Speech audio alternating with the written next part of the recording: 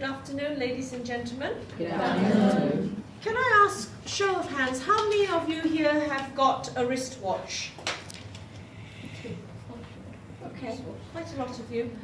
The wristwatch, according to a 19th century German clockmaker, he said the wristwatch is the handcuff of our time. Before I came to live in Malaysia, I never thought anything about being punctual, being expected to be on time, and being timed. Being on time was, being late was actually the exception rather than the rule. Since I've come to live in Malaysia, I've had to rethink this whole concept of time and how people use time.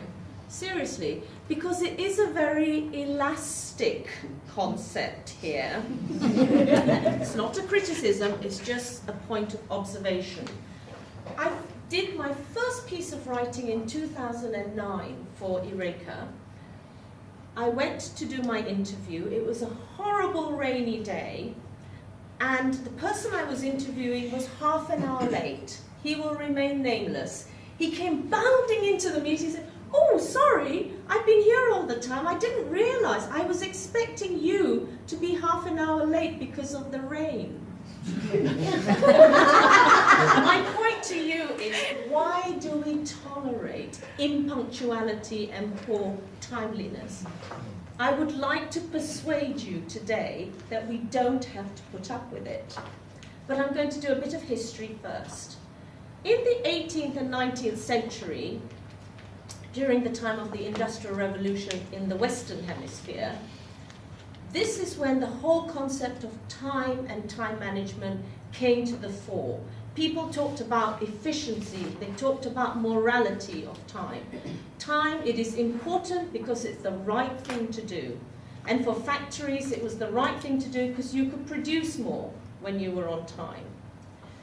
Public buildings had big clocks, like Big Ben. All over the world, public buildings had clocks precisely to give this message about timeliness. And then people thought it's important to bring time into our factories. We had clocks on the walls. It's important to bring time into our homes, clocks on the wall. It's important to bring time into our lives. We had the wristwatch. So the whole value of time came about during the Industrial Revolution. Time is money, and if you don't use your time well, you won't do good business. And watchmakers saw the value of time. People like Tag Heuer, Rolex, etc. It's now very big business for them. There is a really good American psychologist. His name is Robert Levine.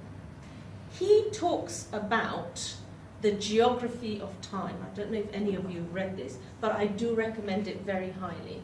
He says, basically, that people around the world have different concepts of how they use time. So the further west you are, the more accepted time is. And the further east you go in the world, people use time very differently. So it's very acceptable to be late for appointments. It's very acceptable to actually take long time to do business. It's an accepted norm. And in some cultures, they don't even have schedules. Can you imagine Leonard Yee in one of those cultures? They have to have no schedules at all. They just let the day develop. And Robert Levine did a very interesting study of public clocks around the world. And he said the ones in the Western Hemisphere were the most punctual being Switzerland. And the rest of the Western Hemisphere, they're about 4 to 6 seconds different. The further east you went, they became less punctual, except for 2 countries in Asia. Can you think of who they are? Japan and Singapore were the 2 countries in Asia where the clocks, the public clocks, were very punctual. So what Robert Levine says basically is, maybe there isn't a right or wrong about timekeeping and clocks and time management and punctuality. Hobsbawm, he's a British historian, he talks about the tyranny of the clock. that we live by the clock, it terrorizes us. So, do you think we're obsessed by timekeeping and punctuality, Leonard? I would like to persuade you that actually we should be obsessed by timekeeping. It's not an etiquette issue. I'm going to propose 5 good reasons why I think it's absolutely critical to be timely.